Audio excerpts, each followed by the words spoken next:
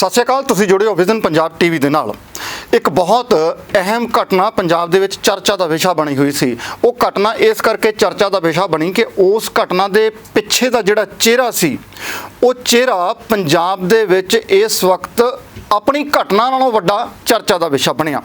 ਚਿਹਰਾ ਜਿਸ ਦਾ ਨਾਮ ਸੁਮੇਧ ਸਿੰਘ ਸੈਣੀ, ਪੰਜਾਬ ਦਾ ਸਾਬਕਾ ਡੀਜੀਪੀ।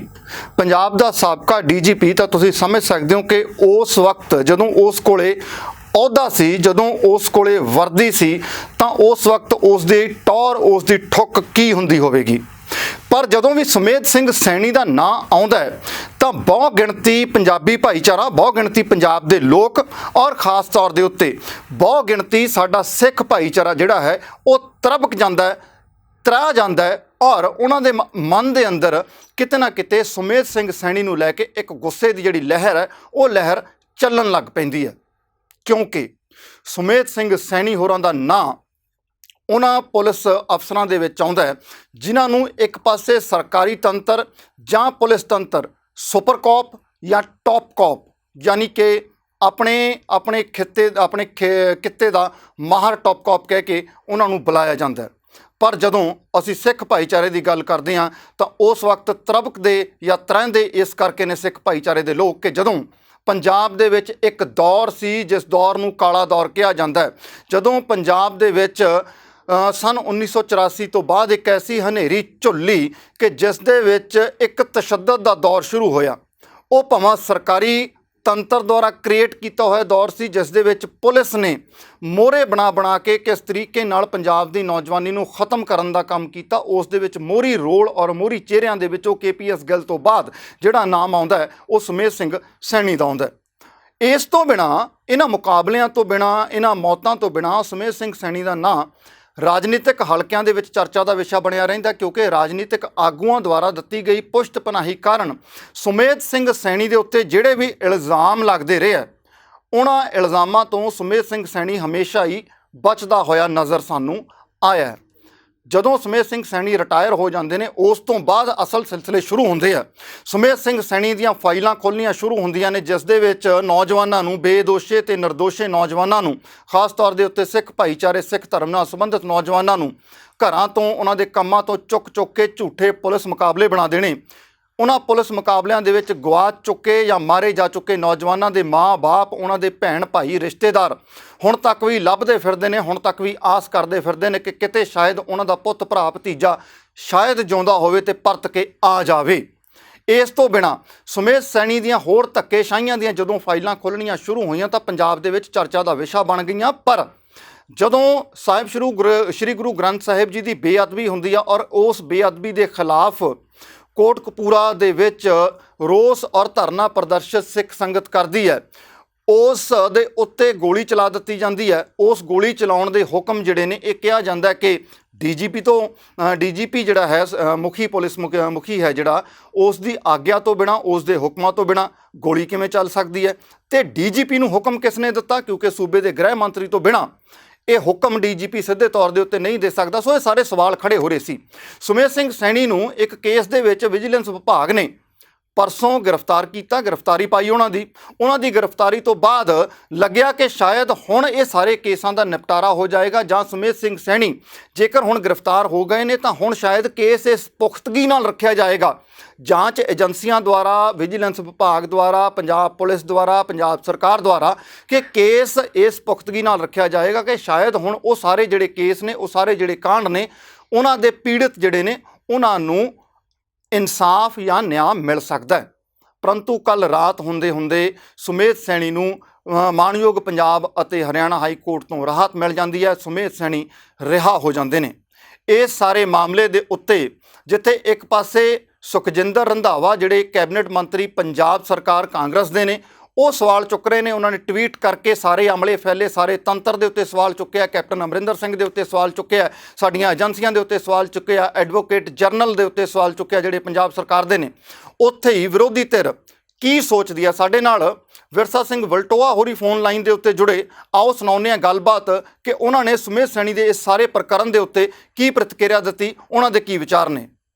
ਸਤਿ ਸ਼੍ਰੀ ਅਕਾਲ ਜੀ। ਵਲਟੋਆ ਸਾਹਿਬ, ਤੁਹਾਨੂੰ ਪਤਾ ਕਿ ਇੱਕ ਕਾਂਡ ਚੱਲ ਰਿਹਾ ਸੀ, ਇੱਕ ਪੂਰਾ ਪ੍ਰਕਰਨ ਚੱਲ ਰਿਹਾ ਸੀ, ਜਿਸ ਦੇ ਵਿੱਚ ਇੱਕ ਨਾਮੀ ਚਿਹਰਾ ਸੁਮੇਧ ਸਿੰਘ ਸੈਣੀ, ਜਿਹੜਾ ਸਾਬਕਾ ਡੀਜੀਪੀ ਪੰਜਾਬ ਰਹੇ ਨੇ, ਉਹਨਾਂ ਦੀ ਗ੍ਰਿਫਤਾਰੀ ਪਰਸੋਂ ਵਿਜੀਲੈਂਸ ਵਿਭਾਗ ਪੰਜਾਬ ਵੱਲੋਂ ਪਾਈ ਜਾਂਦੀ ਹੈ।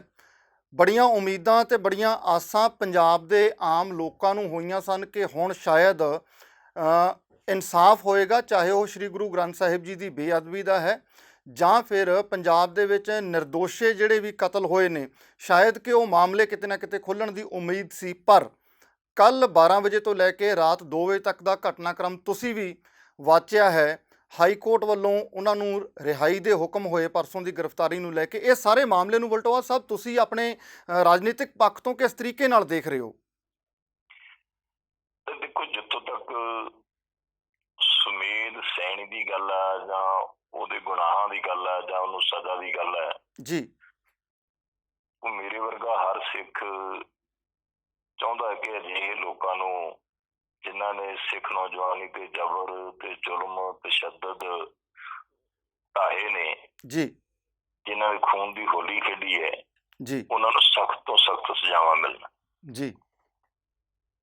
ਪਰ ਦੂਸਰੇ ਬੰਨੇ ਜਿਹੜੀ ਗੱਲ ਸਭ ਤੋਂ ਵੱਡੀ ਗੱਲ ਹੈ ਕਿ ਜਿਹੜੀ ਪਰਸੋਂ ਦੀ ਗ੍ਰਿਫਤਾਰੀ ਹੋਈ ਸੀਗੀ ਜੀ ਵਲਟੋਆ ਸਾਹਿਬ, ਤੇ ਚਾਹੇ ਸਾਡੇ ਵਰਗਿਆਂ ਨੇ ਵੀ ਸੀਗੀ ਵਿੱਚ ਬੜਾ ਵਧੀਆ ਹੋਇਆ ਵੀ ਇਹ ਫੜਿਆ ਗਿਆ, ਜਾਂ ਜਿਹੜੇ ਵੀ ਲੋਕ ਸੈਣੀ ਵਿਰੁੱਧ ਮਨ ਚ ਜ਼ਹਿਰ ਜਿਹੜਾ ਲੈ ਕੇ ਬੈਠੇ ਨੇ, ਗੁੱਸਾ ਆ ਜੀ ਵਲਟੋਆ ਸਾਹਿਬ ਜੀ, ਉਹ ਸਾਰਿਆਂ ਦੇ ਕਿਸੇ ਨਾ ਕਿਸੇ ਰੂਪ ਚ ਉਹਨਾਂ ਨੂੰ ਸਾਰਿਆਂ ਨੂੰ ਚੰਗਾ ਲੱਗਿਆ ਸੀਗਾ। ਪਰ ਮੇਰੇ ਵਰਗੇ ਲੋਕ ਮਹਿਸੂਸ ਕਰਦੇ ਸੀਗੇ ਕਿ ਇਹ ਕੇਵਲ ਤੇ ਕੇਵਲ ਡਰਾਮਾ ਹੈ। ਕਿਸ ਤਰੀਕੇ ਨਾਲ ਲੱਗ ਰਿਹਾ ਸੀ ਵਲਟੋਆ ਸਾਹਿਬ ਕਿ ਇਹ ਇੱਕ ਰਾਜਨੀਤਿਕ ਸਟੰਟਬਾਜ਼ੀ ਹੈ ਜਾਂ ਪੁਆਇੰਟ ਗੇਨ ਕਰਨ ਦੀ ਗੱਲ ਹੈ ਜੀ? ਨਹੀਂ, ਉਹ ਇਸ ਕਰਕੇ ਲੱਗ ਰਿਹਾ ਸੀਗਾ ਕਿਉਂਕਿ ਹਰ ਤਰ੍ਹਾਂ ਦਾ ਮੈਟਰ ਜਿਹੜਾ ਆ ਸੁਮੇਧ ਸੈਣੀ ਹਾਈ ਕੋਰਟ ਕੋਲ ਲੈ ਕੇ ਗਿਆ ਸੀ ਜੀ, ਤੇ ਹਾਈ ਕੋਰਟ ਨੇ ਉਹਦੀਆਂ ਗ੍ਰਿਫਤਾਰੀਆਂ ਨੂੰ ਲੈ ਕੇ ਜਾਂ ਉਹਨੂੰ ਇੱਕ ਤਰ੍ਹਾਂ ਦੀ ਬਲੈਂਕਟ ਬੇਲ ਜਿਹਨੂੰ ਕਹਿ ਦਈਏ ਜੀ, ਅਜਿਹੇ ਆਰਡਰ ਪਹਿਲਾਂ ਕੀਤੇ ਹੋਏ ਸੀਗੇ। ਤੇ ਜਦੋਂ ਅਜਿਹੇ ਆਰਡਰ ਹੋਣਗੇ ਤੇ ਤੁਸੀਂ ਇੱਕ ਬੰਦਾ ਇਨਵੈਸਟੀਗੇਸ਼ਨ ਜੁਆਇਨ ਕਰਨ ਜਾਂਦਾ ਆ, ਜਾਂਚ ਵਿੱਚ ਸ਼ਾਮਲ ਹੋਣ ਜਾਂਦਾ ਆ, ਤੇ ਤੁਸੀਂ ਭਾਵੇਂ ਉਹ ਕੋਈ ਵੀ ਹੋਵੇ ਉਹਨੂੰ ਤੁਸੀਂ ਉੱਥੇ ਬਿਠਾ ਲਓ ਤੇ 4 ਅੱਖਰ ਲਿਖ ਕੇ ਤੇ ਤੁਸੀਂ ਕਹਿ ਲਓ ਅਸੀਂ ਤੈਨੂੰ ਗ੍ਰਿਫਤਾਰ ਕਰ ਲਿਆ ਆ ਜੀ, ਤੇ ਅਦਾਲਤਾਂ ਬੈਠੀਆਂ ਨੇ, ਦੇਸ਼ ਦਾ ਕਾਨੂੰਨ ਹੈ ਜੀ, ਤੇ ਫਿਰ ਕਾਨੂੰਨ ਦੇ ਸਾਹਮਣੇ ਜਿਹੜੀਆਂ ਅਜਿਹੀਆਂ ਗ੍ਰਿਫਤਾਰੀਆਂ ਹੁੰਦੀਆਂ ਉਹਨਾਂ ਦਾ ਹਸ਼ਰ ਹਮੇਸ਼ਾ ਹੀ ਇਹੋ ਜਿਹਾ ਹੀ ਹੁੰਦਾ ਆ ਜਿਹੋ ਜਿਹਾ ਸੁਮੇਧ ਸੈਣੀ ਦੇ ਕੇਸ ਹੋਇਆ। ਤੇ ਸੁਮੇਧ ਸੈਣੀ ਕੋਈ ਆਮ ਇਨਸਾਨ ਜਾਂ ਕੋਈ ਕਹਿ ਲਈਏ ਕਿ ਆਪਾਂ ਕਹਿ ਲਈਏ ਕਿ ਸਧਾਰਨ ਵਿਅਕਤੀ ਤਾਂ ਹੈ ਨਹੀਂ ਜੀ, ਉਹ ਕਾਨੂੰਨ ਤੋਂ ਜਾਣੂ ਆ, ਸਟੇਟ ਦਾ ਡੀਜੀਪੀ ਰਿਹਾ ਆ, ਸੀਨੀਅਰ ਆਈਪੀਐਸ ਆਫੀਸਰ ਹੈ ਜੀ, ਉਹਦੇ ਕੋਲੇ ਵਕੀਲਾਂ ਦੀ ਬਹੁਤ ਵੱਡੀ ਧਾੜ ਹੈ ਜੀ, ਜਿਹਦੇ ਕੋਲੇ ਹਰੇਕ ਤਰ੍ਹਾਂ ਦਾ ਹੋਵੇ ਅਜਿਹਾ ਸਿਸਟਮ ਜੀ, ਤੇ ਤੁਸੀਂ ਇੱਕ ਕਾਹਲੀ ਦੇ ਵਿੱਚ ਅਜਿਹਾ ਕਦਮ ਚੁੱਕੋ ਸਿਰਫ ਇਸ ਕਰਕੇ ਕਿ ਲੋਕਾਂ ਨੂੰ ਵਿਖਾ ਦਈਏ ਕਿ ਆਹ ਦੇਖੋ ਜੀ ਅਸੀਂ ਫੜ ਕੇ ਸੁਮੇਧ ਸੈਣੀ ਨੂੰ ਜਿਹੜਾ ਆ ਅੰਦਰ ਕਰਤਾ। ਇਹ ਤਾਂ ਤੁਸੀਂ ਦਿਖਾਤਾ, ਪਰ ਜਿਹੜਾ ਜਲੂਸ ਉਸ ਤੋਂ ਬਾਅਦ ਨਿਕਲਿਆ ਆ ਜੀ ਜੀ, ਔਰ ਸਭ ਤੋਂ ਵੱਡੀ ਗੱਲ ਹੈ ਕਿ ਹੁਣ ਸੁਮੇਧ ਸੈਣੀ ਨੂੰ ਇੱਕ ਤਰ੍ਹਾਂ ਦੀ ਜਿਹੜੀ ਅਦਾਲਤ ਨੇ ਰਾਹਤ ਤੇ ਦਿੱਤੀ ਜੀ, ਪਰ ਇੱਕ ਬਹੁਤ ਵੱਡੀ ਉਹਨੂੰ ਸੁਰੱਖਿਆ ਜਿਹੜੀ ਹੈ ਪੰਜਾਬ ਸਰਕਾਰ ਨੇ, ਪੰਜਾਬ ਵਿਜੀਲੈਂਸ ਨੇ, ਪੰਜਾਬ ਪੁਲਿਸ ਨੇ ਕਾਨੂੰਨ ਤੋਂ ਦਵਾ ਦਿੱਤੀ ਕਿ ਹੁਣ ਛੇਤੀ ਕੀਤਿਆਂ ਉਹਨੂੰ ਕੋਈ ਸਮੇਂ 'ਚ ਹੱਥ ਨਹੀਂ ਪਾਊਗਾ ਜੀ ਜੀ। ਇਹ ਜਿਹੜੀ ਦੁੱਖ ਦੀ ਗੱਲ ਹੈ, ਔਰ ਸਾਡੇ ਵਰਗੇ ਮਹਿਸੂਸ ਕਰਦੇ ਆ ਕਿ ਇਹ ਜਿਹਾ ਕਦਮ ਜਿਹੜਾ ਆ ਪੰਜਾਬ ਸਰਕਾਰ ਨੇ ਚੁੱਕ ਕੇ ਜਿਹੜਾ ਆ ਸੈਣੀ ਵਰਗੇ ਨੂੰ ਹੋਰ ਮਜ਼ਬੂਤ ਕੀਤਾ। ਵਲਟੋਆ ਸਾਹਿਬ, ਇੱਕ ਪਾਸੇ ਚਲੋ ਮੰਨ ਲੈਂਦੇ ਹਾਂ ਕਿ ਆਪਾਂ ਕਿ ਸੁਮੇਧ ਸੈਣੀ ਦੀ ਗ੍ਰਿਫਤਾਰੀ ਪਾਈ ਸੀ, ਪਰ ਇਸ ਸਾਰੇ ਮਾਮਲੇ ਦੇ ਵਿੱਚ ਜਿਹੜੀ ਕਿਰਕਰੀ ਹੋ ਚੁੱਕੀ ਹੈ ਕੱਲ੍ਹ ਸ਼ਾਮ ਤੋਂ ਲੈ ਕੇ ਰਾਤ ਤੱਕ, ਪੰਜਾਬ ਸਰਕਾਰ ਦੀ ਕਾਰਜਕਾਰੀ ਤਾਂ ਆਪਾਂ ਮੰਨ ਲੈਂਦੇ ਹਾਂ, ਪਰ ਜਿਹੜੀਆਂ ਸੁਰੱਖਿਆ ਏਜੰਸੀਆਂ ਨੇ ਸਾਡੀਆਂ, ਚਾਹੇ ਉਹ ਵਿਜੀਲੈਂਸ ਵਿਭਾਗ ਹੈ ਜਾਂ ਜਿਹੜੇ ਬਾਕੀ ਸਾਡੇ ਵਿਭਾਗ ਨੇ, ਜਿਹੜੀਆਂ ਬਾਕੀ ਏਜੰਸੀਆਂ ਨੇ, ਜਾਂ ਸਾਡਾ ਜਿਹੜਾ ਕਾਨੂੰਨੀ ਵਿਭਾਗ ਹੈ ਪੰਜਾਬ ਸਰਕਾਰ ਦਾ, ਐਡਵੋਕੇਟ ਜਨਰਲ ਨੇ, ਜਾਂ ਬਾਕੀ ਐਡੀ ਵੱਡੀ ਫੌਜ ਹੈ ਪੰਜਾਬ ਸਰਕਾਰ ਕੋਲੇ, ਕਿਤੇ ਤੁਹਾਨੂੰ ਉਹਨਾਂ ਦੀ ਨਲਾਇਕੀ ਵੀ ਨਜ਼ਰ ਆਉਂਦੀ ਹੈ, ਜਿਹੜੇ ਸਿੱਧੇ ਤਰੀਕੇ ਨਾਲ ਹਾਈ ਕੋਰਟ ਨੇ ਵੀ ਇਸ ਗੱਲ ਦੇ ਉੱਤੇ ਟਿੱਪਣੀ ਕੀਤੀ ਹੈ ਕਿ ਤੁਸੀਂ ਇਹ ਬਹੁਤ ਵਾਹੀਹਾਤ ਗੱਲ ਕੀਤੀ ਹੈ ਇਸ ਤਰੀਕੇ ਦਾ ਮਾਮਲਾ ਦਰਜ ਕਰਕੇ ਸੁਮੇਧ ਸੈਣੀ ਦੇ ਉੱਤੇ, ਜਾਂ ਗ੍ਰਿਫਤਾਰੀ ਪਾ ਕੇ ਇਸ ਤਰੀਕੇ ਦੀ? ਜਿੱਥੇ ਤੱਕ ਦੇਖੋ, ਮੇਰਾ ਖਿਆਲ ਹੈ ਕਿ ਜਿਹੜੀਆਂ ਅਜਿਹੀਆਂ ਗ੍ਰਿਫਤਾਰੀਆਂ ਹੁੰਦੀਆਂ ਨੇ ਜੀ, ਜਿਹੜੇ ਲੋਕ ਅਜਿਹੀ ਜਾਣਕਾਰੀ ਰੱਖਦੇ ਨੇ ਉਹਨਾਂ ਨੂੰ ਪਤਾ ਹੈ ਕਿ ਅਜਿਹੀਆਂ ਗ੍ਰਿਫਤਾਰੀਆਂ ਕਰਨ ਲਈ ਕਿਸੇ ਹੋਰ ਦੀ ਰਾਏ ਲੈਣ ਲਈ ਜਾਂ ਕਿਸੇ ਨੂੰ ਹੋਰ ਨੂੰ ਸ਼ਾਮਲ ਕਰਨ ਲਈ ਇਸ ਕਰਕੇ ਵੀ ਸ਼ਾਮਲ ਨਹੀਂ ਕਰਦੇ ਕਿ ਗੱਲ ਬਾਹਰ ਨਿਕਲ ਜਾਊਗੀ ਜੀ।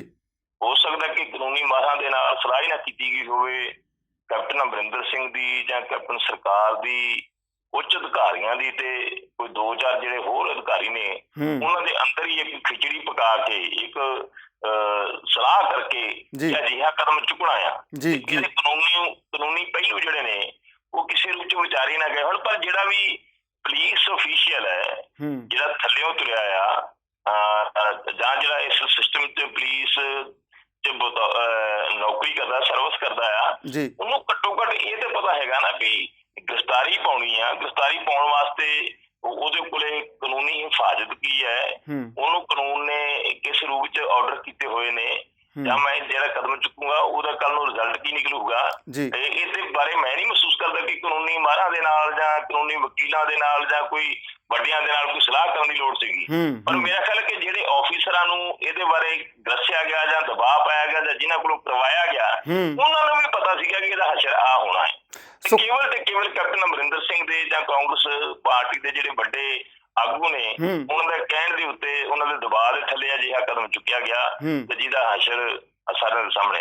ਸੁਖੀ ਰੰਧਾਵਾ ਹੋਰੀ ਸਵਾਲ ਚੁੱਕ ਰਹੇ ਆ, ਮਤਲਬ ਇਹ ਸਾਰੇ ਮਾਮਲੇ ਤੋਂ ਬਾਅਦ, ਇਸ ਤੋਂ ਪਹਿਲਾਂ ਵੀ ਚੁੱਕਦੇ ਰਹੇ ਆ, ਸੁਨੀਲ ਜਾਖੜ ਵੀ, ਸੁਖਜਿੰਦਰ ਰੰਧਾਵਾ ਵੀ, ਬਾਜਵਾ ਸਾਹਿਬ ਵੀ, ਇਹ ਸਾਰੇ ਸਵਾਲ ਚੁੱਕਦੇ ਰਹੇ ਆ ਆਪਣੀ ਸਰਕਾਰ ਦੇ ਉੱਤੇ, ਆਪਣੇ ਮੁੱਖ ਮੰਤਰੀ ਦੇ ਉੱਤੇ ਸਵਾਲ ਚੁੱਕਦੇ ਰਹੇ ਆ ਕਿ ਬੇਅਦਬੀਆਂ ਦੇ ਮਾਮਲੇ ਦੇ ਵਿੱਚ ਜਾਂ ਬਾਕੀ ਸਾਰੀਆਂ ਘਟਨਾਵਾਂ ਦੇ ਵਿੱਚ ਸੁਮੇਧ ਸੈਣੀ ਨੂੰ ਕਟਹਿਰੇ ਦੇ ਵਿੱਚ ਕਿਉਂ ਨਹੀਂ ਖੜਾ ਕੀਤਾ ਜਾਂਦਾ। ਇਹ ਸਾਰੇ ਸੁਮੇਧ ਸੈਣੀ ਦੀ ਰਿਹਾਈ ਤੋਂ ਬਾਅਦ ਅੱਜ ਫਿਰ ਟਵੀਟ ਕੀਤਾ ਹੈ ਸੁਖੀ ਰੰਧਾਵਾ ਹੋਰਾਂ ਨੇ, ਕਿਹਾ ਉਹਨਾਂ ਨੇ ਸਾਫ਼ ਤੌਰ ਦੇ ਉੱਤੇ ਦੋਸ਼ ਲਾਇਆ ਕਿ ਸਾਡੇ ਸਰਕਾਰ ਦੀ ਨਾਕਾਮਯਾਬੀ ਹੈ। ਕਿਵੇਂ ਲੈਂਦੇ ਹੋ ਸੁਖੀ ਰੰਧਾਵਾ ਹੋਰਾਂ ਦੇ ਇਸ ਪ੍ਰਤੀਕਰਮ ਨੂੰ? ਦੇਖੋ, ਚਾਹੇ ਸੁਖੀ ਰੰਧਾਵਾ ਹੋਵੇ ਤੇ ਚਾਹੇ ਕੋਈ ਤ੍ਰਿਪਤ ਬਾਜਵਾ ਹੋਵੇ ਤੇ ਚਾਹੇ ਸੁਨੀਲ ਜਾਖੜ ਹੋਵੇ ਤੇ ਚਾਹੇ ਨਵਜੋਤ ਸਿੱਧੂ ਹੋਣ ਜੀ, ਇਹ ਉਹ ਸਾਰੀ ਚੌਂਕੜੀ ਹੈ ਕੈਪਟਨ ਅਮਰਿੰਦਰ ਸਿੰਘ ਦੀ ਜੀ, ਜਿਨ੍ਹਾਂ ਨੇ ਇਨਸਾਫ ਦੇਣ ਦੀ ਥਾਂ ਤੇ ਕੇਵਲ ਤੇ ਕੇਵਲ ਜਿਹੜੀਆਂ ਮੰਦਭਾਗੀਆਂ ਘਟਨਾਵਾਂ ਸੀ ਜੀ, ਇਹਨਾਂ ਦੇ ਉੱਤੇ ਪਹਿਲਾਂ ਵੀ ਸਿਆਸਤ ਕੀਤੀ ਤੇ ਹੁਣ ਵੀ ਇਹਦੇ ਉੱਤੇ ਸਿਆਸਤ ਕਰਕੇ ਅੱਗੇ ਵਧਣਾ ਚਾਹੁੰਦੇ ਸੀ। ਹੁਣ ਤੁਹਾਡੇ ਸਾਹਮਣੇ ਹੈ ਕਿ ਜਿਹੜਾ ਕੁੰਵਰ ਵਿਜੇ ਪ੍ਰਤਾਪ ਸੀ ਜੀ ਜੀ ਜੀ, ਉਹਨੂੰ ਜਿਹੜਾ ਸਿੱਟ ਦਾ ਮੈਂਬਰ ਬਣਾਇਆ ਗਿਆ ਪਹਿਲਾਂ ਤੇ ਫਿਰ ਬਾਅਦ ਚ ਉਹਨੂੰ ਮੁਖੀ ਬਣਾਇਆ ਗਿਆ, ਇਹ ਪਸੰਦ ਸੀ ਨਵਜੋਤ ਸਿੰਘ ਸਿੱਧੂ ਦੀ ਜੀ। ਨਵਜੋਤ ਸਿੰਘ ਸਿੱਧੂ ਦੀ ਰეკਮੈਂਡੇਸ਼ਨ ਸੀਗੀ ਇਸ ਬੰਦੇ ਨੂੰ ਵਿੱਚ ਸ਼ਾਮਲ ਕੀਤਾ ਜਾਵੇ ਜੀ ਜੀ, ਔਰ ਨਾਲ ਹੀ ਇਹਦੇ ਬਾਰੇ ਜਿਹੜੀ ਠੋਕ ਕੇ ਸਿਫਾਰਿਸ਼ ਕੀਤੀ ਸੀਗੀ ਉਹ ਕੀਤੀ ਸੀ ਸੁਖੀ ਰੰਧਾਵੇ ਨੇ, ਜਿਹਦੇ ਬਾਰੇ ਕਿ ਪੰਜਾਬ ਦੀ ਕੈਬਨਿਟ ਦੀ ਮੀਟਿੰਗ ਦੇ ਵਿੱਚ ਵੀ ਜਦੋਂ ਆਮੋ ਸਾਹਮਣੇ ਗੱਲਬਾਤ ਹੋਈ ਹੈ ਤੇ ਇੱਥੋਂ ਤੱਕ ਕਿ ਕੈਪਟਨ ਅਮਰਿੰਦਰ ਸਿੰਘ ਨੂੰ ਵੀ ਕਹਿਣਾ ਪਿਆ ਕਿ ਸੁਖੀ ਜੀ ਤੁਸੀਂ ਉਹਦੀਆਂ ਸਿਫਾਰਿਸ਼ਾਂ ਕਰਦੇ ਸੀਗੇ ਜੀ। ਹਾਂਜੀ, ਇਹ ਜਿਹੜੇ ਲੋਕ ਸੀਗੇ ਇਹਨਾਂ ਨੇ ਇਸ ਕਰਕੇ ਉਹਨੂੰ ਮੋਹਰੇ ਦੇ ਤੌਰ ਤੇ ਵਰਤਣ ਵਾਸਤੇ ਉਹਨੂੰ ਅੱਗੇ ਲਿਆਂਦਾ ਸੀਗਾ ਤੇ ਵਰਤਿਆ ਵੀ ਜੀ। ਤੇ ਜਿਹਦੇ ਬਾਰੇ Punjab and Haryana high court ਦੇ ਜੱਜ ਸਾਹਿਬਾਨ ਨੇ ਵੀ ਕਿਹਾ ਕਿ ਕੁੰਵਰ ਵਿਜੇ ਪ੍ਰਤਾਪ ਨੂੰ ਮੌਜੂਦਾ ਸਰਕਾਰ ਨੇ ਇੱਕ ਅਥਰੇ ਘੋੜੇ ਦੀ ਤਰ੍ਹਾਂ ਰਾਜਨੀਤਿਕ ਮੋਹਰੇ ਦੇ ਤੌਰ ਤੇ ਵਰਤਿਆ ਜੀ। ਤੇ ਇਹ ਲੋਕ ਉਹ ਸੀਗੇ ਜਿਹੜੀਆਂ ਕਹਾਣੀਆਂ ਘੜ ਕੇ ਗਾਂ ਅੱਗੇ ਵਧਣਾ ਚਾਹੁੰਦੇ ਸੀ ਆਉਣ ਵਾਲੀ ਸਿਆਸਤ ਨੂੰ ਲੈ ਕੇ, ਉਹ ਇਹਨਾਂ ਦੇ ਮਨਸੂਬੇ ਪੂਰੇ ਨਹੀਂ ਹੋਏ, ਉਹ ਇਹਨਾਂ ਨੂੰ ਧੱਕਾ ਲੱਗਾ। ਤੁਸੀਂ ਦੇਖੋ, ਸਭ ਤੋਂ ਵੱਡੀ ਗੱਲ ਹੈ ਕਿ ਕੱਲ ਤੱਕ, ਮਤਲਬ ਕੱਲ ਤੱਕ ਹੀ ਕਵਾਂਗੇ ਜੇ 2-4 ਮਹੀਨੇ ਪਹਿਲਾਂ ਦੀ ਗੱਲ ਕਰ ਲਈਏ, ਚਾਹੇ ਸੁਖੀ ਰੰਧਾਵਾ ਸੀ, ਚਾਹੇ ਤ੍ਰਿਪਤ ਬਾਜਵਾ ਸੀ ਜੀ, ਚਾਹੇ ਸੁਖ ਸਰਕਾਰ ਗਿਆ ਸੀ ਜੀ ਜੀ ਜੀ, ਚਾਹੇ ਹੋਰ ਜਿੰਨੇ ਵੀ ਸੀਗੇ ਜੀ, ਇਹ ਸਾਰੇ ਕੈਪਟਨ ਅਮਰਿੰਦਰ ਸਿੰਘ ਦਾ ਗੁਣਗਾਨ ਕਰਦੇ ਸੀ ਤੇ ਸੱਜੇ ਖੱਬੇ ਬਹਿੰਦੇ ਸੀ। ਤੇ ਤੁਹਾਨੂੰ ਸਾਨੂੰ ਸਾਰਿਆਂ ਨੂੰ ਹੀ ਇਸ ਗੱਲ ਦਾ ਅਹਿਸਾਸ ਹੁੰਦਾ ਸੀ ਕਿ ਜੇ ਕੈਪਟਨ ਅਮਰਿੰਦਰ ਸਿੰਘ ਦੇ ਸਭ ਤੋਂ ਨਜ਼ਦੀਕੀ ਨੇ ਬਿਲਕੁਲ ਉਹ ਸੁਖੀ ਰੰਧਾਵਾ ਤੇ ਤ੍ਰਿਪਤ ਬਾਜਵਾ ਤੇ ਸੁਖ ਸਰਕਾਰ ਗਿਆ ਨੇ ਜੀ।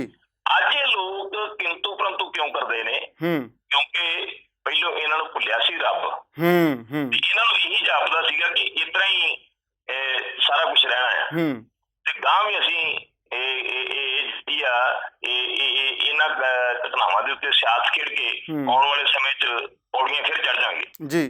ਤੇ ਜਦੋਂ ਹੁਣ ਦੱਸਿਆ ਕਿ 2022 ਆ ਗਿਆ ਨੇੜੇ, ਚੋਣਾਂ ਆ ਗਈਆਂ ਨੇੜੇ ਜੀ, ਤੇ ਨਾ ਅਸੀਂ ਪੰਜਾਬ ਦੇ ਲੋਕਾਂ ਵਾਸਤੇ ਕੁਛ ਕੀਤਾ ਆ ਤੇ ਨਾ ਕੋਈ ਸਾਡੀ ਸਰਕਾਰ ਹੀ ਨਜ਼ਰ ਆਈ ਆ। ਸਰਕਾਰ ਤੋਂ ਲੋਕ ਹੀ ਨਾਰਾਜ਼ ਨਹੀਂ, ਕਾਂਗਰਸੀ ਵਰਕਰ ਵੀ, ਇੱਥੇ ਤੱਕ ਜਿਹੜੇ ਕਾਂਗਰਸੀ ਆਗੂ ਨੇ ਜਿਨ੍ਹਾਂ ਨੇ ਭੱਜ ਕੇ ਵਿਚਾਰਿਆਂ ਨੇ ਮਿਹਨਤ ਕਰਕੇ ਸਰਕਾਰ ਬਣਾਈ ਸੀ, ਉਹ ਵੀ ਜਿਹੜੇ ਨਾਰਾਜ਼ ਨੇ, ਨਿਰਾਸ਼ ਨੇ, ਮਾਯੂਸ ਨੇ ਤੇ ਉਹ ਆਪਦਾ ਗੁੱਸਾ ਕੱਢ ਰਹੇ ਨੇ ਅਜਿਹੇ ਲੋਕਾਂ ਦੇ ਉੱਤੇ। ਤੇ ਹੁਣ ਇਹਨਾਂ ਨੂੰ ਅਹਿਸਾਸ ਹੋਇਆ ਕਿ 2022 ਵਿੱਚ ਬਣੂ ਸਾਡਾ ਕੀ। ਕੇਵਲ ਤੇ ਕੇਵਲ ਸੱਚੇ ਹੋਣ ਦੀ ਖਾਤਰ, ਕੇਵਲ ਤੇ ਕੇਵਲ ਇਹ ਮਤਲਬ ਦਿਖਾਵਾ ਕਰਨ ਦੀ ਖਾਤਰ ਕਿ ਮੈਂ ਤਾਂ ਬੜਾ ਬੋਲਦਾ ਸੀਗਾ ਜੀ, ਸਰਕਾਰ ਨੇ ਕੁਛ ਨਹੀਂ ਕੀਤਾ ਜੀ। ਹੁਣ ਅਖੀਰ ਤੇ ਆਣ ਕੇ ਤੁਸੀਂ ਅਜਿਹੀਆਂ ਗੱਲਾਂ ਕਰੋਗੇ ਤੇ ਵਿੰਨੋ ਕੁੜੀ ਦੇ ਕੰਨ, ਜਦੋਂ ਹੁਣ ਭੋਗ ਪੈਣ ਵਾਲਾ ਆ ਤੇ ਤੁਸੀਂ ਅਜਿਹੀਆਂ ਗੱਲਾਂ ਕਰਕੇ ਸਾਬਤ ਕੀ ਕਰਨਾ ਚਾਹੁੰਦੇ ਜੀ? ਕੀ ਹੋ ਜੂ ਇਹਦੇ ਨਾਲ? ਕੱਲ ਤੱਕ ਤੁਸੀਂ ਗੁਣਗਾਨ ਕਰਦੇ ਸੀ, ਸਰਕਾਰ ਦੇ ਕਰਤਾ ਧਰਤਾ ਸੀਗੇ, ਸਭ ਕੁਛ ਸੀਗੇ। ਇਸ ਕਰਕੇ ਜਿਹੜੀਆਂ ਸਾਰੇ ਡਰਾਮੇ ਨੇ, ਕੋਈ ਇਹਦੇ ਵਿੱਚ ਨਾ ਇਹਨਾਂ ਨੂੰ ਪੰਜਾਬ ਦੇ ਲੋਕਾਂ ਨਾਲ ਹਮਦਰਦੀ ਹੈ ਤੇ ਨਾ ਇਹਨਾਂ ਨੂੰ ਇਹੀ ਹੈ ਕਿ ਕਿਸੇ ਨਾ ਕਿਸੇ ਤਰੀਕੇ ਨਾਲ ਜਿਹੜੀਆਂ ਭੌਂ ਕੇ ਪੰਜਾਬ ਦੀ ਵਿਧਾਨ ਸਭਾ ਦੀਆਂ ਪੌੜੀਆਂ ਚੜ੍ਹ ਜੇ, ਇਸ ਕਰਕੇ ਸਾਰੀਆਂ ਗੇਮਾਂ ਖੇਡਦੇ, ਉਹ ਹੁਣ ਗੱਲ ਬਣਨੀ ਨਹੀਂ। ਵਲਟੋਆ ਸਾਹਿਬ, ਅਖੀਰਲੇ ਸਵਾਲ ਵੱਲ ਵੱਧਦੇ ਹਾਂ ਜੀ, ਬਿਲਕੁਲ ਅਖੀਰਲਾ ਸਵਾਲ ਹੈ ਵਲਟੋਆ ਸਾਹਿਬ। ਕਿਤੇ ਨਾ ਕਿਤੇ ਦੋਸ਼ ਸ਼੍ਰੋਮਣੀ ਅਕਾਲੀ ਦਲ ਦੇ ਉੱਤੇ ਵੀ ਲੱਗਦੇ ਰਹੇ ਕਿ ਤੁਸੀਂ ਵੀ ਕਿਤੇ ਨਾ ਕਿਤੇ ਸੁਮੇਧ ਸੈਣੀ ਹੋਰਾਂ ਦੀ ਪੁਸ਼ਤਪਨਾਹੀ ਕਰਦੇ ਰਹੇ ਹੋ, ਕਿਉਂਕਿ 17 ਤੋਂ ਪਹਿਲਾਂ ਸਰਕਾਰ ਤੁਹਾਡੀ ਸੀ ਔਰ ਤੁਹਾਡੀ ਸਰਕਾਰ ਦੇ ਵਿੱਚ ਹੀ ਬਤੌਰ DGP ਸੁਮੇਧ ਸੈਣੀ ਹੋਰੀ ਵਿਚਰਦੇ ਰਹੇ। ਸਰਦਾਰ ਸੁਖਬੀਰ ਸਿੰਘ ਬਾਦਲ ਔਰ ਪ੍ਰਕਾਸ਼ ਸਿੰਘ ਬਾਦਲ ਹੋਰਾਂ ਦੇ ਨਜ਼ਦੀਕੀ ਰਹਿਣ ਦੇ ਜਿਹੜੇ ਇਲਜ਼ਾਮ ਹੈ ਉਹ ਵੀ ਸੁਮੇਧ ਸਿੰਘ ਸੈਣੀ ਹੋਰਾਂ ਦੇ ਉੱਤੇ ਲੱਗਦੇ ਰਹੇ ਆ। ਕੀ ਪ੍ਰਤੀਕਰਮ ਹੈ ਜੀ? ਨਹੀਂ, ਇਹ 'ਚ ਕੋਈ ਡਰਾਮਾ ਨਹੀਂ ਹੈ ਕਿ ਅਜਿਹੇ ਵਿਅਕਤੀ ਦਾ ਸ਼੍ਰੋਮਣੀ ਅਕਾਲੀ ਦਲ ਵਰਗੀ ਪੰਥਕ ਸਰਕਾਰ ਦੇ ਵਿੱਚ DGP ਲੱਗਣਾ ਉਹ ਆਪਣੇ ਆਪ ਹੀ ਸਵਾਲਾਂ ਦੇ ਘੇਰੇ 'ਚ ਹੈ। ਗੱਲ ਜਿਹੜੀ ਹੈ ਇਸ ਗੱਲ ਤੋਂ ਨਾ ਮੈਂ ਭੱਜਦਾ ਤੇ ਨਾ ਅਕਾਲੀ ਦਲ ਹੀ ਭੱਜ ਸਕਦਾ ਹੈ ਜੀ। ਇਹਨੂੰ ਸਭ ਨੂੰ ਗਲਤ ਹੀ ਕਹਾਂਗੇ, ਪਰ ਮੈਂ ਜੋ ਮਹਿਸੂਸ ਕਰਦਾ ਕਿ ਜੇ ਸ਼੍ਰੋਮਣੀ ਅਕਾਲੀ ਦਲ ਦੀ ਲੀਡਰਸ਼ਿਪ ਨੇ ਜਾਂ ਉਸ ਸਮੇਂ ਦੀ ਸਰਕਾਰ ਦੀ ਅਗਵਾਈ ਕਰਨ ਵਾਲੇ ਲੋਕਾਂ ਨੇ ਜੇ ਅਜਿਹਾ ਫੈਸਲਾ ਜਾਂ ਅਜਿਹਾ ਕਦਮ ਚੁੱਕਿਆ, ਹੋ ਸਕਦਾ ਹੈ ਕਿ ਕਿਉਂਕਿ ਪੰਜਾਬ ਦੇ ਹਾਲਾਤ ਤਬਦੀਲ ਹੋ ਚੁੱਕੇ ਸੀ, ਪੰਜਾਬ 'ਚ ਨੋਰਮਲਸੀ ਸੀਗੀ ਜੀ। ਔਰ ਦੂਸਰੇ ਬੰਨੇ ਵੀ ਦੇਖੋ ਸਾਡੇ ਵਰਗੇ ਵੀ ਹੈਗੇ ਆ ਕਿ ਜਿਨ੍ਹਾਂ ਨੂੰ ਕਿਸੇ ਸਮੇਂ ਜਿਹੜਾ ਡਿਜੀਟਲ ਟੈਰੋਰਿਸਟ ਹਾਂਜੀ ਤੇ ਹਿਟਮੈਨ ਆਫ ਪਿੰਡਾਂ ਵਾਲੇ ਤੇ ਪਤਾ ਕੀ ਖਲਸਾਂ ਦੇ ਨਾਲ ਤੇ ਪੁਲਿਸ ਸਾਡੇ ਮਗਰ ਹੁੰਦੀ ਸੀਗੀ। ਬਿਲਕੁਲ ਤੇ ਫਿਰ ਉਹੀ ਪੁਲਿਸ ਸਾਨੂੰ ਜਿਹੜੀ ਜਦੋਂ ਅਸੀਂ MLA ਬਣ ਕੇ ਸਾਨੂੰ ਸਲੂਟ ਮਾਰਦੀ ਸੀਗੀ ਹਾਂਜੀ। ਤੇ ਇਸ ਕਰਕੇ ਜਿਹੜਾ ਬਦਲੇ ਹੋਏ ਹਾਲਾਤਾਂ ਦੇ ਵਿੱਚ ਸ਼ਾਇਦ ਸ਼੍ਰੋਮਣੀ ਅਕਾਲੀ ਦਲ ਨੇ ਅਜਿਹੀ ਗਲਤੀ ਕਰ ਲਈ, ਪਰ ਗਲਤੀ ਦਾ ਖਮਿਆਜਾ ਵੀ ਭੁਗਤਣਾ ਪਿਆ। ਔਰ ਸ਼ਾਇਦ ਸੁਮੇਧ ਸਿੰਘ ਸੈਣੀ ਪੰਜਾਬ ਦਾ DGP ਨਾ ਲੱਗਦਾ ਤੇ ਅੱਜ ਜਿਹੜੇ ਹਾਲਾਤ ਜਿਹੜੇ ਅਕਾਲੀ ਦਲ ਦੇ ਨੇ, ਇਹਨਾਂ ਹਾਲਾਤਾਂ ਦਾ ਸਾਹਮਣਾ ਨਾ ਕਰਨਾ ਪੈਂਦਾ, ਸਵਾਲਾਂ ਦੇ ਘੇਰੇ ਵਿੱਚ ਨਾ ਕਰਨਾ ਪੈਂਦਾ। ਬਹੁਤ ਸ਼ੁਕਰੀਆ ਵਲਟੋਆ ਸਾਹਿਬ ਗੱਲਬਾਤ ਕਰਨ ਦੇ ਲਈ। ਸੋ ਤੁਸੀਂ ਸੁਣਿਆ ਕਿ ਵਿਰਸਾ ਸਿੰਘ ਵਲਟੋਆ ਸ਼੍ਰੋਮਣੀ ਅਕਾਲੀ ਦਲ ਦੇ ਜਿਹੜੇ ਸਪੋਕਸਪਰਸਨ ਨੇ, ਸ਼੍ਰੋਮਣੀ ਅਕਾਲੀ ਦਲ ਦੇ ਸਾਬਕਾ MLA ਰਹੇ ਨੇ। ਵਲਟੋਆ ਹੋਰਾਂ ਨੇ ਸਾਫ਼ ਤੌਰ ਦੇ ਉੱਤੇ, ਸਪਸ਼ਟ ਤੌਰ ਦੇ ਉੱਤੇ ਸਵਾਲ ਖੜੇ ਕੀਤੇ ਆ ਪੰਜਾਬ ਪੁਲਿਸ ਦੀ ਕਾਰਜਕਾਰੀ ਦੇ ਉੱਤੇ, ਪੰਜਾਬ ਵਿਜੀਲੈਂਸ ਵਿਭਾਗ ਦੀ ਕਾਰਜਕਾਰੀ ਦੇ, ਔਰ ਇਸ ਤੋਂ ਅਗਲੇਰੀ ਗੱਲ ਕਿ ਪੰਜਾਬ ਸਰਕਾਰ ਔਰ ਕੈਪਟਨ ਅਮਰਿੰਦਰ ਸਿੰਘ ਦੁਆਰਾ ਇਸ ਵਕਤ ਸੁਮੇਧ ਸੈਣੀ ਨੂੰ ਲੈ ਕੇ ਜਿਸ ਤਰੀਕੇ ਦੀ ਚਰਚਾ ਘੜੀ ਜਾ ਰਹੀ ਹੈ, ਉਸ ਚਰਚਾ ਦੇ ਉੱਤੇ ਵੀ ਸਵਾਲ ਖੜੇ ਕੀਤੇ ਆ। ਔਰ ਵਿਰਸਾ ਸਿੰਘ ਵਲਟੋਆ ਹੋਰਾਂ ਨੇ ਇਹ ਗਲਤੀ ਸਾਫ਼ ਔਰ ਸਪਸ਼ਟ ਤੌਰ ਦੇ ਉੱਤੇ ਮੰਨਣ ਦੀ ਕੋਸ਼ਿਸ਼ ਕੀਤੀ ਆ ਕਿ ਜੇਕਰ ਸੁਮੇਧ ਸਿੰਘ ਸੈਣੀ ਨੂੰ ਸ਼੍ਰੋਮਣੀ ਅਕਾਲੀ ਦਲ ਦੀ ਸਰਕਾਰ ਵੇਲੇ DGP ਲਾਈ ਰੱਖਿਆ, ਉਸ ਗੱਲ ਦਾ ਖਮਿਆਜਾ ਅੱਜ ਸ਼੍ਰੋਮਣੀ ਅਕਾਲੀ ਦਲ ਜਿਹੜਾ ਹੈ ਉਹ ਭੁਗਤ ਵੀ ਰਿਹਾ। ਸਵਾਲ ਜਿਹੜੇ ਨੇ ਉਹ ਸ਼੍ਰੋਮਣੀ ਅਕਾਲੀ ਦਲ ਦੇ ਉੱਤੇ ਵੀ ਖੜੇ ਹੋ ਰਹੇ ਨੇ। ਸੋ ਸੁਮੇਧ ਸੈਣੀ ਵਾਲੇ ਸਾਰੇ ਮਾਮਲੇ ਦੇ ਉੱਤੇ ਇਸ ਵਕਤ ਸਾਡੇ ਨਾਲ ਆਮ ਆਦਮੀ ਪਾਰਟੀ ਦੇ ਸਰਦਾਰ ਕੁਲਤਾਰ ਸਿੰਘ ਸੰਧਵਾ ਹੋਰੀ ਨੇ। ਸੰਧਵਾ ਹੋਰੀ ਹਮੇਸ਼ਾ ਆਪਣੀ ਆਵਾਜ਼ ਪੰਜਾਬ ਦੇ ਮੁੱਦਿਆਂ ਨੂੰ ਲੈ ਕੇ ਚੁੱਕਦੇ ਰਹੇ ਨੇ। ਸੰਧਵਾ ਜੀ, ਸਵਾਗਤ ਹੈ ਵਿਜ਼ਨ ਪੰਜਾਬ TV ਤੇ। ਧੰਨਵਾਦ ਜੀ, ਗੁਰੂ ਮਿਹਰ ਕਰੇ। ਸੰਧਵਾ ਸਾਹਿਬ, ਸੁਮੇਧ ਸੈਣੀ ਉਹ ਚਿਹਰਾ ਜਿਹੜਾ ਹਮੇਸ਼ਾ ਪੰਜਾਬ ਦੀ ਰਾਜਨੀਤੀ ਔਰ ਪੰਜਾਬ ਦੇ ਵੱਡੇ ਚਿਹਰਿਆਂ ਦੇ ਵਿੱਚੋਂ ਚਰਚਾ ਦੇ ਵਿੱਚ ਰਹੇ, ਆਪਣੇ ਕਿਸੇ ਨਾ ਕਿਸੇ ਕਾਰਨ ਔਰ ਕਿਸੇ ਨਾ ਕਿਸੇ ਕਾਰਕ ਕਰਕੇ ਇੱਕ ਉਮੀਦ ਤੇ ਇੱਕ ਆਸ ਬੱਝੀ ਸੀ ਪੰਜਾਬ ਦੇ ਆਮ ਪਿੰਡਾਂ ਦੇ ਔਰ ਆਮ ਸ਼ਹਿਰੀ ਲੋਕਾਂ ਨੂੰ। ਖੁੰਡ ਚਰਚਾ ਚੱਲ ਪਈ ਸੀ ਕੁਝ ਇੱਕ ਘੰਟਿਆਂ ਦੇ ਵਿੱਚ ਜਦੋਂ ਵਿਜੀਲੈਂਸ ਵਿਭਾਗ ਨੇ ਸੁਮੇਧ ਸੈਣੀ ਦੀ ਪਰਸੋਂ ਗ੍ਰਿਫਤਾਰੀ ਪਾਈ। ਪਰ ਉਸ ਗ੍ਰਿਫਤਾਰੀ ਤੋਂ ਬਾਅਦ ਕੱਲ੍ਹ ਦਾ ਜਿਹੜਾ ਤੁਸੀਂ ਹਾਈ ਵੋਲਟੇਜ ਡਰਾਮਾ ਸਾਰਾ ਦੇਖਿਆ, 15-16 ਘੰਟੇ ਅਸੀਂ ਵੀ ਬਤੌਰ ਮੀਡੀਆ ਕਰਮੀ ਅਦਾਲਤਾਂ ਦੇ ਵਿੱਚ ਮੌਜੂਦ ਰਹੇ, ਪਰੰਤੂ ਸ਼ਾਮ ਹੁੰਦੇ ਹੁੰਦੇ ਮੋਹਾਲੀ ਦੀ ਜ਼ਿਲ੍ਹਾ ਅਦਾਲਤ ਦੇ ਵਿੱਚੋਂ ਵਿਜੀਲੈਂਸ ਵਿਭਾਗ ਦੀਆਂ ਗੱਡੀਆਂ ਜਾਣੀਆਂ ਸ਼ੁਰੂ ਹੋ ਗਈਆਂ। ਸੁਮੇਧ ਸੈਣੀ ਦੀ ਨਿੱਜੀ ਜਿਹੜੀ ਸਿਕਿਉਰਿਟੀ ਹੈ, ਜਿਹੜੀ ਵਿਡਰਾਅ ਕਰ ਲਈ ਗਈ ਸੀ ਪਰਸੋਂ, ਉਹ ਆਉਣੀ ਸ਼ੁਰੂ ਹੋ ਗਈ। ਸੁਮੇਧ ਸੈਣੀ ਦੀ ਆਪਣੀ ਨਿੱਜੀ ਕਾਰ, ਆਪਣੀ ਨਿੱਜੀ ਗੱਡੀ ਆਉਣੀ ਸ਼ੁਰੂ ਹੋ ਗਈ। ਅੰਤ ਰਾਤ 1:30 ਵਜਦੇ ਸੁਮੇਧ ਸੈਣੀ ਅਦਾਲਤ ਦੇ ਵਿੱਚੋਂ ਰਿਹਾ ਹੋ ਕੇ ਜ਼ਮਾਨਤ ਦੇ ਉੱਤੇ ਬਾਹਰ ਆ ਗਏ। ਕਿਵੇਂ ਦੇਖਦੇ ਹੋ ਇਸ ਸਾਰੇ ਪ੍ਰਕਰਨ ਨੂੰ, ਇਸ ਸਾਰੇ ਕਾਂਡ ਨੂੰ? ਦੇਖੋ ਜੀ, ਇਸ ਬੰਦੇ ਨੇ ਵਰਦੀ ਨੂੰ ਪਹਿਲਾਂ ਦਾਗਦਾਰ ਕੀਤਾ ਜੀ, ਹਾਈ ਕੋਰਟ ਦੇ ਇੰਸਟੀਚਿਊਸ਼ਨ ਨੂੰ ਧਮਕੀ ਦਿੱਤੀ ਤੇ ਲਗਾਤਾਰ ਬਾਗੀਆਂ ਮਾਰਦਾ ਲੋਕਾਂ ਨੂੰ, ਕਦੇ ਬੋਇਲਾਂ ਨੇ ਸਿੱਟ ਕੇ ਮਾਰਨ ਦੇ ਤੇ ਇਲਜ਼ਾਮ ਲੱਗੇ, ਕੁਝ ਲੱਗੇ, ਕਰਦਾ ਰਿਹਾ। ਔਰ ਕੱਲ ਪਰਸੋਂ ਕੁਝ ਥੋੜੀ ਜੀ ਉਮੀਦ ਜਾਗੀ ਸੀ, ਥੋੜੀ ਜੀ ਉਮੀਦ ਜਾਗੀ ਸੀ। ਪਰ ਜਦੋਂ ਫੋਟੋਆਂ ਆਈਆਂ ਨਾ ਜੀ ਹਵਾਲਾਤ ਵਾਲੀਆਂ, ਅਸੀਂ ਕਿਹਾ ਵੀ ਇਹ ਵੀ ਡਰਾਮਾ ਹੈ। ਫਿਰ ਲੱਗਣ ਲੱਗ ਪਿਆ ਵੀ ਇਹ ਡਰਾਮਾ ਹੈ। ਸੋ ਇਹ ਡਰਾਮੇਬਾਜ਼ੀ ਹੋ ਰਹੀ ਹੈ ਜੀ ਸਾਰੀ। ਮੈਂ ਤਾਂ ਹਾਈ ਕੋਰਟ ਨੂੰ ਵੀ ਗੁਜ਼ਾਰਿਸ਼ ਕਰਦਾ ਹਾਂ ਵੀ ਜਦੋਂ ਉਹ ਵਿਚਾਰੇ ਉਹ ਭਰਾ ਚੱਕ ਕੇ ਮਾਰਤੇ ਗਏ ਸੀ ਉਦੋਂ ਵੀ ਹਾਈ ਕੋਰਟ ਨੂੰ ਨੋਟਿਸ ਲੈਣਾ ਚਾਹੀਦਾ ਸੀਗਾ। ਜੀ ਜੀ। ਜੇ ਹੁਣ ਆਪਾਂ ਇਹਨਾਂ ਨੂੰ ਬੇਲ ਦੇਤੀ ਆ ਵੀ ਕਿਸੇ ਗੱਲ ਦੇ ਬੇਸ ਤੇ, ਬਿਲਕੁਲ। ਪਰ ਮੈਨੂੰ ਐ ਲੱਗਦਾ ਵੀ ਇਸ ਕੇਸ ਦੇ ਵਿੱਚ ਵੀ ਉਵੇਂ ਹੋਇਆ ਜਿਵੇਂ ਬੇਅਦਬੀ ਵਾਲਾ ਕੇਸ ਨਾਲ ਹੋਇਆ ਨਾ ਜੀ। ਸੈਟਿੰਗ ਕਰਕੇ ਸਾਰੀ ਇਹਦੀ ਉਹ ਕੀਤਾ ਗਿਆ ਔਰ ਇਹ ਪੰਜਾਬ ਦੇ ਲੋਕਾਂ ਨੂੰ these people are trying to take for a right। Sandhwan ਸਾਹਿਬ, ਅਸਲ ਦੇ ਵਿੱਚ ਗੱਲ ਇਹ ਹੈ ਕਿ ਭਾਵੇਂ ਉਹ ਮੁਲਤਾਨੀ ਕਤਲकांड ਦੀ ਗੱਲ ਹੈ, ਅਗਵਾ ਕਤਲकांड ਦੀ ਗੱਲ ਹੈ, ਚਾਹੇ ਉਹ ਸੈਣੀ ਮੋਟਰਸ ਦੀ ਗੱਲ ਹੈ, ਜਾਂ ਪੰਜਾਬ ਦੇ ਵਿੱਚ ਝੂਠੇ ਪੁਲਿਸ ਮੁਕਾਬਲਿਆਂ ਦੀ ਗੱਲ ਹੈ, ਜਾਂ ਫਰਜ਼ੀ ਪੁਲਿਸ ਭਰਤੀ ਘੁਟਾਲੇ ਦੀ ਗੱਲ ਹੈ, ਜਾਂ ਲੈਂਡ ਮਾਫੀਆ ਜਿਹੜਾ ਇੱਕ ਜਿਸ ਦਾ ਇਲਜ਼ਾਮ ਇਹਨਾਂ ਦੇ ਉੱਤੇ ਸਮੇਤ ਸੈਣੀ ਦੇ ਉੱਤੇ ਲੱਗਦਾ, ਜਾਂ ਫਿਰ ਸੈਕਟਰ 20 ਵਾਲੀ ਜਿਹੜੀ ਕੋਠੀ ਦੱਬਣ ਦੀ ਗੱਲ ਹੈ, ਜਾਂ ਜਿਹੜੇ ਬੇਨਾਮੀ ਸੰਪत्ति ਦੀ ਗੱਲ ਹੈ, ਬੇਨਾਮੀ ਪੈਸਾ ਇੱਧਰ ਉੱਧਰ ਕਰਨ ਦਾ ਜਿਹੜੀ ਗੱਲ ਹੈ, ਉਹਨਾਂ ਸਾਰਿਆਂ ਤੋਂ ਬਿਨਾਂ ਪੰਜਾਬ ਦੇ ਲੋਕਾਂ ਦੇ ਮਨਾਂ ਦੇ ਵਿੱਚ, ਖਾਸ ਤੌਰ ਦੇ ਉੱਤੇ ਸਿੱਖ ਭਾਈਚਾਰੇ ਦੇ ਮਨਾਂ ਦੇ ਵਿੱਚ ਸਾਹਿਬ ਸ਼੍ਰੀ ਗੁਰੂ ਗ੍ਰੰਥ ਸਾਹਿਬ ਜੀ ਦੀ ਬੇਅਦਬੀ ਔਰ ਕੋਟਕਪੂਰਾ ਗੋਲੀकांड ਜਿਸ ਦੇ ਵਿੱਚ 2 ਸਿੱਖ ਨੌਜਵਾਨ ਜਿਹੜੇ ਨੇ ਉਹ ਸ਼ਹਾਦਤ ਪਾ ਜਾਂਦੇ ਆ, ਸ਼ਹੀਦ ਹੋ ਜਾਂਦੇ ਆ, ਉਸ ਮਾਮਲੇ ਦੇ ਉੱਤੇ ਖਾਸਾ ਵੱਡਾ ਕਿੰਤੂ ਪਰੰਤੂ ਔਰ ਸਵਾਲੀਆ ਨਿਸ਼ਾਨ ਸਮੇਤ ਸੈਣੀ ਤੇ ਲੱਗਦਾ। ਹੁਣ ਕੀ ਲੱਗਦਾ ਕਿ ਕਾਨੂੰਨ ਦੇ ਨਾਲੋਂ ਸਮੇਤ ਸੈਣੀ ਵਰਗਿਆਂ ਦੇ ਹੱਥ ਲੰਬੇ ਹੋ ਗਏ ਨੇ ਜੀ? ਬਿਲਕੁਲ ਜੀ ਬਿਲਕੁਲ। ਜਦੋਂ ਮੇਰੀ ਸੁਣੋ ਗੱਲ, ਜਦੋਂ ਇਹਨਾਂ ਨੂੰ ਡੀਜੀਪੀ ਲਾਇਆ ਜਾਂਦਾ ਇਸ ਤਰ੍ਹਾਂ ਦੇ ਮਤਲਬ ਦਾਗਦਾਰ ਕਰੈਕਟਰ ਵਾਲੇ ਬੰਦੇ ਨੂੰ, ਤੇ ਫਿਰ ਤੁਸੀਂ ਦੇਖ ਹੀ ਸਕਦੇ ਹੋ ਨਾ ਵੀ ਇਹਦਾ ਮਤਲਬ ਕਾਨੂੰਨ ਇਹਨਾਂ ਵਾਸਤੇ ਕੁਝ ਨਹੀਂ ਜੀ। ਇਹ ਰਲ ਮਿਲ ਕੇ ਇੱਕ ਦੂਜੇ ਨੂੰ ਬਚਾ ਰਹੇ ਆ, ਭਾਵੇਂ ਨੀਲੀ ਬੰਨੀ ਹੋਵੇ, ਭਾਵੇਂ ਚਿੱਟੀ ਬੰਨੀ ਹੋਵੇ, ਜਾਂ ਕੋਈ ਵੀ ਇਸ ਤਰ੍ਹਾਂ ਦਾ ਕੁਕਰਮ ਕਰਨ ਵਾਲਾ ਕੋਈ ਬੰਦਾ ਹੋਵੇ, ਇਹ ਇੱਕ ਦੂਜੇ ਦੀ ਪੁਸ਼ਤਪਰਾਈ ਕਰ ਰਿਹਾ। ਆਮ ਬੰਦੇ ਦਾ ਜੀਣਾ ਦੁੱਭਰ ਹੋ ਗਿਆ ਜੀ। ਆਮ ਬੰਦੇ ਨੂੰ ਉੱਥੇ ਜਾ ਨਹੀਂ ਸਕਦਾ। ਉੱਥੇ ਕਿੰਨੇ ਬੰਦੇ ਇਸ ਤਰ੍ਹਾਂ ਦੇ ਹਾਲਾਤਾਂ ਦੇ ਗ੍ਰਿਫਤਾਰ ਹੋਏ ਹੋਣਗੇ ਜੀ, ਉਹਨਾਂ ਦੇ ਵੀ ਉਹਨਾਂ ਨੂੰ ਰਿਲੀਫ ਮਿਲੇ ਨਾ।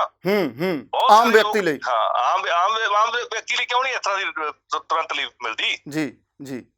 ਅਸੀਂ ਕੋਈ ਉਹਦੇ ਜਾਤੀ ਦੁਸ਼ਮਣ ਨਹੀਂ ਹਾਂ, ਲੇਕਿਨ ਉਹਦੇ ਕੰਮਾਂ ਦੇ ਕੁਕਰਮਾਂ ਦੇ ਤਾਂ ਦੁਸ਼ਮਣ ਹੋਣਾ ਹੀ ਪੈਣਾ ਨਾ ਸਾਨੂੰ, ਜੇ ਅਸੀਂ ਸੱਚ ਦੀ ਗੱਲ ਕਰਨੀ ਹੈ ਜੀ। ਸਵਾਲ ਖੜੇ ਕਰਨੇ ਪੈਣਗੇ। ਹਾਂ ਬਿਲਕੁਲ ਕਰਨੇ, ਸਾਡੀ ਡਿਊਟੀ ਲਾਈ ਹੈ ਪੰਜਾਬ ਨੇ ਜੀ, ਤਾਂ ਅਸੀਂ ਤਾਂ ਇੱਥੇ ਸਵਾਲ ਖੜੇ ਕਰਦੇ ਰਹਾਂਗੇ। ਜੇ ਸਾਡੇ ਸਵਾਲਾਂ ਦਾ ਜਵਾਬ ਨਾ ਦੇਣਗੇ ਫਿਰ 2022 ਚ ਪੰਜਾਬ ਦੀ ਜਨਤਾ ਇਹਨਾਂ ਨੂੰ ਤੋੜ ਦੇਗੀ, ਇਹਨਾਂ ਤੋਂ ਜਵਾਬ ਲਏਗੀ। ਸੰਧਵਾ ਸਾਹਿਬ, ਸ਼੍ਰੋਮਣੀ ਅਕਾਲੀ ਦਲ ਬੇਅਦਬੀਆਂ ਦੇ ਮਾਮਲੇ ਦੇ ਉੱਤੇ ਅੱਜ ਕੱਲ੍ਹ ਚਲੋ ਸੁਖਬੀਰ ਬਾਦਲ ਹੋਰੀ ਵੀ 100 ਰੋਜ਼ਾ ਦੌਰੇ ਦੇ ਉੱਤੇ ਨਿਕਲੇ ਹੋਏ ਆ ਪੰਜਾਬ ਦੇ ਵਿੱਚ ਅਲਖ ਜਗਾਉਣ ਦੇ ਲਈ।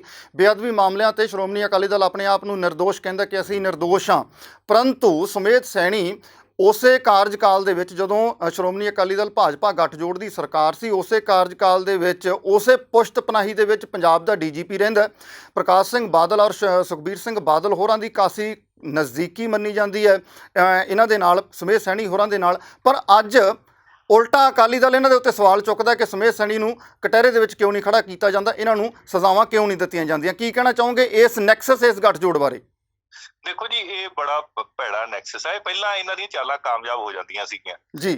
ਅੰਦਰ ਦੁਪਹਿਰੇ ਭੋਗਾਂ ਤੇ ਜਾ ਕੇ ਬੋਲਿਆ, ਸ਼ਾਮ ਨੂੰ ਡੀਜੀਪੀ ਨਾਲ ਖਾਣਾ ਖਾ ਲਓ ਜੀ। ਪਹਿਲਾਂ ਝੂਠੇ ਮੁਕਾਬਲੇ ਵਾਲਿਆਂ ਦੇ ਭੋਗਾਂ ਤੇ ਬੋਲਿਓ ਤੇ ਸ਼ਾਮ ਨੂੰ ਡੀਜੀਪੀ ਨਾਲ ਖਾਣਾ ਖਾ ਲਿਓ। ਪਰ ਮਤਲਬ ਲੋਕਾਂ ਨੂੰ ਪਤਾ ਐ ਲੱਗਦਾ ਸੀ ਵੀ ਨਹੀਂ, ਸੱਚੀ ਪੰਥ ਦਾ ਤਾਂ ਇਹੀ ਹੈ। ਇੱਥੇ ਨਾਰੇ ਲਾਈ ਜਾਓ, ਹਰਿਆਣਾ ਸਾਡੇ ਨਾਲ ਧੱਕਾ ਕਰਦਾ, ਉੱਥੇ ਜਾ ਕੇ ਇੱਥੇ ਪੰਜਾਬ ਚ ਕਹਿ ਜਾਓ ਵੀ ਅਸੀਂ ਉਹ ਧੱਕੇ ਦਾ ਵਿਰੋਧ ਕਰਦੇ ਲਏ, ਉੱਥੇ ਜਾ ਕੇ ਹੋਟਲ ਬਣਾ ਕੇ ਆ ਜਾਂਦੇ ਸੀ ਜੀ ਜੀ। ਉਹ ਸਮਾਂ ਲੰਘ ਗਿਆ ਜੀ। ਹੁਣ ਇਸ ਤਰ੍ਹਾਂ ਦੀਆਂ ਡਰਾਮੇਬਾਜ਼ੀਆਂ ਨਹੀਂ ਚੱਲਣਗੀਆਂ। ਪੰਜਾਬ ਦੇ ਲੋਕਾਂ ਨੂੰ ਸਭ ਪਤਾ ਲੱਗ ਗਿਆ ਔਰ ਮਤਲਬ ਸਾਰਿਆਂ ਨੂੰ ਪਤਾ ਹੈ ਜੀ। ਹੁਣ ਕੇਸ ਪ੍ਰਾਪਰਟੀ ਕਿਵੇਂ ਟੈਂਪਰ ਹੋ ਜੂਗੀ? ਜਿਹੜੀਆਂ ਗੋਲੀਆਂ ਨਾਲ ਸ਼ਹੀਦ ਹੋਇਆ ਸ਼ਹੀਦ ਗੁਰਜੀਤ ਸਿੰਘ, ਕ੍ਰਿਸ਼ਨ ਭਗਵਾਨ ਸਿੰਘ, ਉਹ ਟੈਂਪਰ ਹੋ ਗਈਆਂ ਜੀ। ਠੀਕ ਹੈ, ਉਹ ਕਿਵੇਂ ਟੈਂਪਰ ਹੋ ਜਾਣਗੀਆਂ ਜੀ? ਇੱਕੋ ਦਮ ISI ਨਾਲ ਜੋੜਦਾ ਜਾਂਦਾ ਜੀ। ਜਿਹੜੇ ਬੰਦੇ ਵਿਚਾਰੇ ਇਨਸਾਫ ਲਈ ਆਵਾਜ਼ ਉਠਾਉਂਦੇ ਆ ਉਹਨਾਂ ਨੂੰ ADGP ਤੋਂ ਤੁਸੀਂ ਪ੍ਰੈਸ ਕਾਨਫਰੰਸ ਕਰਾ ਦਿੰਦੇ ਹੋ। ਸੋ ਉਹ ਚੀਜ਼ਾਂ ਇਹ ਉਦੋਂ ਕਰਦੇ ਹੁੰਦੇ ਸੀ ਜਦੋਂ ਇਹਨਾਂ ਨੇ 84 ਕਰਾਇਆ ਨਾ, ਉਹ ਜਾਂ ਅਟੈਕ ਕਰਵਾਇਆ। ਇਹ ਗੱਲ ਨਾ ਤਾਂ ਇਹ ਲੈਂਦੇ ਵੀ ਗਿਆਨੀ ਜੈਲ ਸਿੰਘ ਦੀ ਵੀ ਉਹਨੇ ਸਾਈਨ ਕੀਤੇ, ਇੱਕ ਵੀ ਚਿੱਠੀ ਲਿਖਾ ਦਿਓ ਗਿਆਨੀ ਜੈਲ ਸਿੰਘ ਦੀ ਜਿਹਦੇ ਸਾਈਨ ਕੀਤੇ। ਹੁਣ ਮੈਂ ਆਪ ਪੁੱਛਿਆ ਉਹਨਾਂ ਨੂੰ, ਉਹ ਕਹਿੰਦੇ ਸਭ ਤੋਂ ਵੱਡਾ ਬਲੰਡਰ ਸੀ ਇੰਦਰਾ ਗਾਂਧੀ ਦਾ ਜਿਹੜਾ ਇਹ ਕੀਤਾ। ਤੇ ਚਿੱਠੀਆਂ ਅਕਾਲੀ ਦਲ, ਇਹ ਬਾਦਲ ਦਲ ਲਿਖਦਾ ਰਿਹਾ ਵੀ ਹਾਂ ਉਹਨੂੰ ਧਵਨ ਨੂੰ ਬਿਲਕੁਲ ਬਿਲਕੁਲ। ਤੇ ਮਤਲਬ ਤੁਸੀਂ ਕਿਸੇ ਬੰਦੇ ਦੇ ਖਿਲਾਫ ਐਕਸ਼ਨ ਲਿਆ। ਇਹ ਗੱਲਾਂ ਉਹ ਸਮਾਂ ਲੰਘ ਗਿਆ ਜੀ। ਲੋਕ ਇਸ ਵਾਲੇ ਜਾਗਰੂਕ ਹੋ ਗਿਆ। ਸੰਧਵਾ ਸਾਹਿਬ, ਅਖੀਰਲਾ ਸਵਾਲ ਹੈ ਜੀ ਮੇਰਾ। ਅਖੀਰਲਾ ਸਵਾਲ ਇਹ ਹੈ ਕਿ ਕਿੰਨੀ ਕੁ ਨਾਕਾਮੀ ਮੰਨਦੇ ਹੋ ਪੰਜਾਬ ਸਰਕਾਰ ਦੀ, ਸਾਡੀਆਂ ਸੁਰੱਖਿਆ ਏਜੰਸੀਆਂ ਦੀ, ਔਰ ਸਾਡੀ ਜਿਹੜੀ ਇੱਕ ਵੱਡੀ ਫੌਜ ਹੈ ਪੰਜਾਬ ਸਰਕਾਰ ਦੇ ਐਡਵੋਕੇਟ ਜਨਰਲ ਤੋਂ ਲੈ ਕੇ ਪਿੱਛੇ ਵਕੀਲਾਂ ਦੀ ਵੱਡੀ ਫੌਜ ਹੈ ਜਿਹੜੇ ਮੋਟੀਆਂ ਤਨਖਾਹਾਂ ਲੈਂਦੇ ਆ, ਉਹ ਮਸਲੇ ਚਾਹੇ ਪੰਜਾਬ ਦੇ ਪਾਣੀਆਂ ਦੇ ਹੋਣ, ਉਸ ਮਸਲੇ ਦੇ ਉੱਤੇ ਜਾ ਕੇ ਸੁਪਰੀਮ ਕੋਰਟ ਦੇ ਵਿੱਚ ਅਸੀਂ ਠੰਡੇ ਜਿਹੇ ਹੋ ਕੇ ਬੈਠ ਜਾਂਦੇ ਹਾਂ।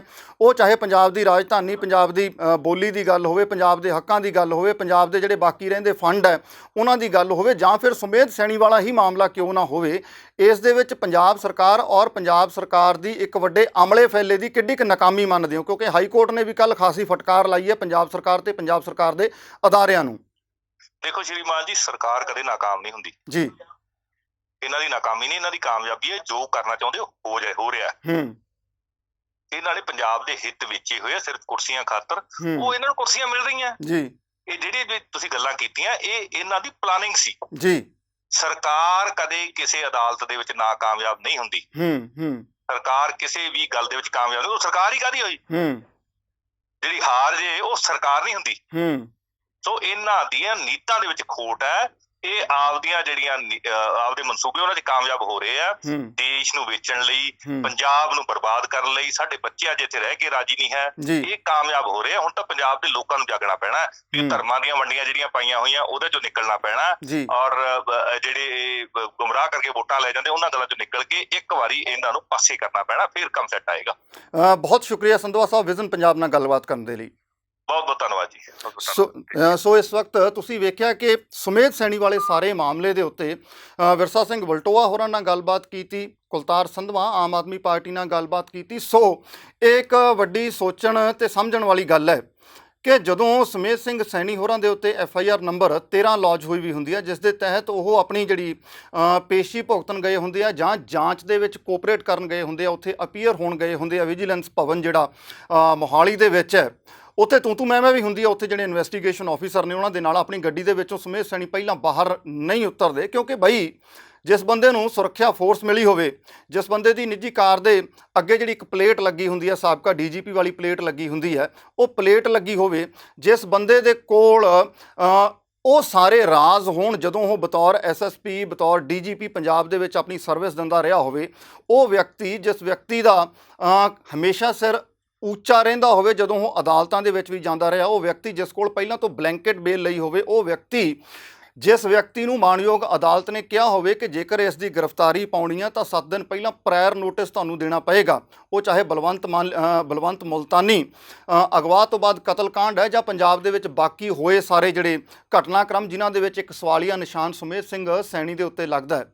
ਪਰੰਤੂ ਕੱਲ੍ਹ ਰਾਤ ਦੇ ਸਾਰੇ ਇਸ ਹਾਈ ਵੋਲਟੇਜ ਡਰਾਮਾ ਹੀ ਕਹਿ ਸਕਦੇ ਹਾਂ ਕਿ ਜਿਸ ਤਰੀਕੇ ਨਾਲ ਵਿਜੀਲੈਂਸ ਵਿਭਾਗ ਨੇ FIR ਨੰਬਰ 13 ਦੀ ਹਾਜ਼ਰੀ ਨੂੰ ਛੱਡ ਕੇ FIR ਨੰਬਰ 11 ਜਿਹੜੀ ਇੱਕ ਲੌਂਚ ਹੋਈ ਉਸ ਦੇ ਵਿੱਚ ਜਲਦੀ ਕਰਦੇ ਹੋਏ ਇਸ ਤਰੀਕੇ ਦਾ ਜਾਲ ਬਣਾਉਣ ਦੀ ਕੋਸ਼ਿਸ਼ ਕੀਤੀ ਕਿ ਸੁਮੇਧ ਸੈਣੀ ਨੂੰ ਗ੍ਰਿਫਤਾਰ ਕਰ ਲਿਆ। ਤਸਵੀਰਾਂ ਵੀ ਬਾਹਰ ਆਈਆਂ ਸਾਡੇ ਕੋਲ ਅੰਦਰਲੀ ਹਵਾਲਾਤ ਦੀਆਂ।